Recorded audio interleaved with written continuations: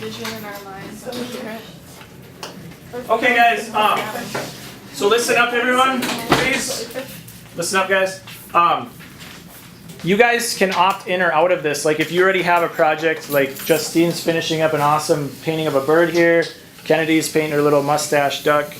You know, whatever you guys have going on, feel free to work on that. But if you don't have anything to work on, this is going to be fun because, well, I think I'll let you take it from here, Ian. Ian is our musician here, Ian Ridenhour.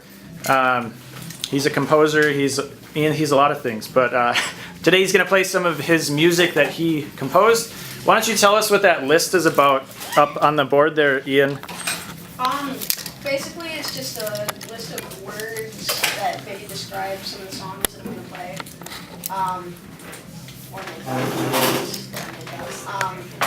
That's the list. Okay, so we have a list, and we might not get through the whole list, but there's, what, 7 words up there? You guys see those words in the purple there? So what we're going to do is, and I'm going to let Ian choose what he wants to start with. And as he plays, so let's say he chooses to go with silly-ish first. That's one of the keywords there. So that means he's going to play a song that to him sounds silly. So if he chooses that, he doesn't have to, but if that's the first one, he's just going to go like this. That way when you guys look up here, you know which one he's doing. And hopefully the keyword along with what you hear will help you put down onto paper or canvas what you want to create visually. So does that make sense that you guys you're showing visually what Ian is doing as a musician? We're going to try to communicate. So art is visual communication, music is, you just hear it. You don't really have to even work at it, you just hear it. So does anybody have any questions before we get started here? So everybody understands what it means to express visually, right? I could give you a really good example with Yvonne, right? Remember the day I took away your hula hoop? How did you feel about that? You were really upset, so then what colors did you use in your painting that day? Red. Why did you choose red? Because you were mad. Okay. Oh, no. So red, and so she painted a murder scene, not literally, but let's hope that. Pretty much murder. Let's hope it was joking, right? So that's just an example. So if Ian would play sorrowful, can't talk today, but what colors would you use? I'm not going to even tell you. I'm going to let you pick what colors you think would reflect that, and then just listen to the music. I've already heard all these songs, and Ian did a great job with, well, actually the songs were already there, right? And then you chose the word after the fact. Okay. All right, so I'm going to shut up here and let Ian take it from here. Go ahead and circle what you're going to do first, Ian.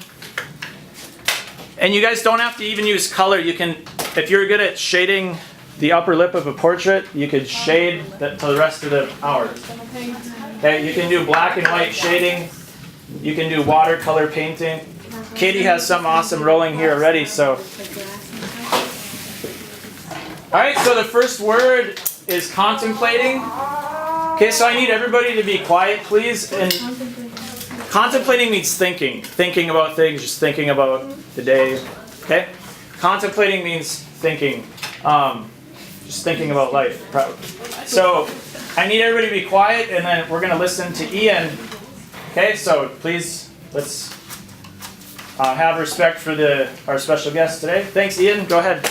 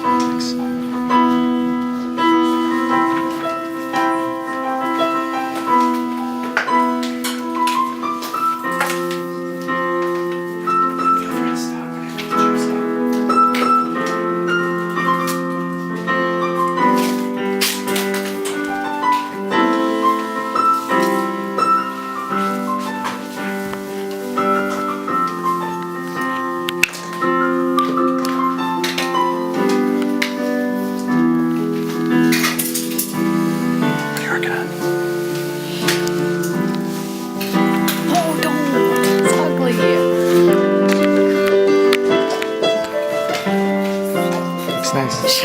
Let's get out of here.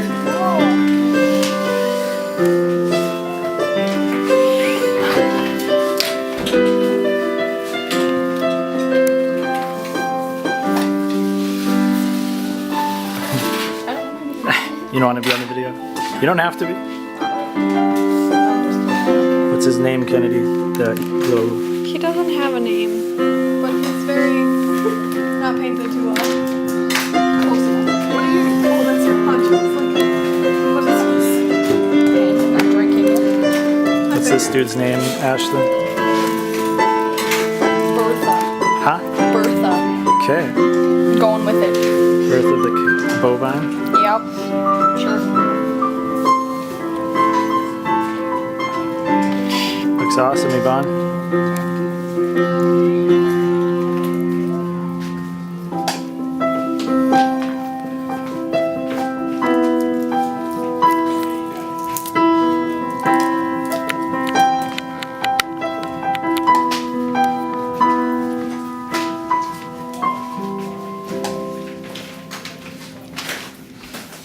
All right, let's give Ian a hand. Round of applause. All right, thank you very much, Ian.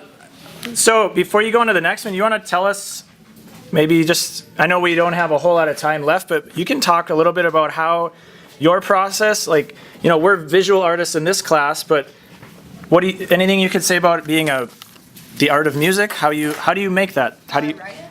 I don't know. It's kind of something that's to some degree like put towards me instead of me making something. I hear something in my head. I'm like, oh, that's cool.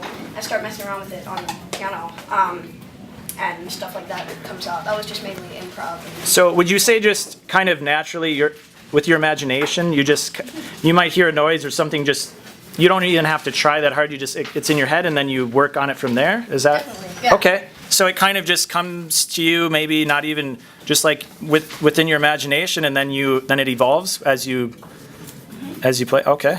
So how long that one you just played? How long have you been playing that song? I wrote it probably a month and a half ago. Okay.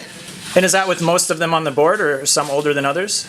Some are older than others. I think what I'm gonna do next, I kind of wrote when you said the word eerie. Okay. Okay, we'll So do this. so this, yeah, if you guys weren't aware, a few days ago we went and I met up with Ian and we went through and made a list, and sometimes the music came before the word, other cases the word was said first, and so this was a case where we said let's do scary or eerie, and you made this right on the spot basically?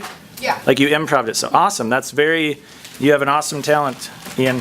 So why don't you share your talents with what eerie means to you, and then we'll see if some students can describe that visually. So you can feel free to switch to a different piece of paper, or maybe on your same piece on a separate spot. Just listen to the music, and eerie is the key word. Okay, go ahead, Ian. Thanks.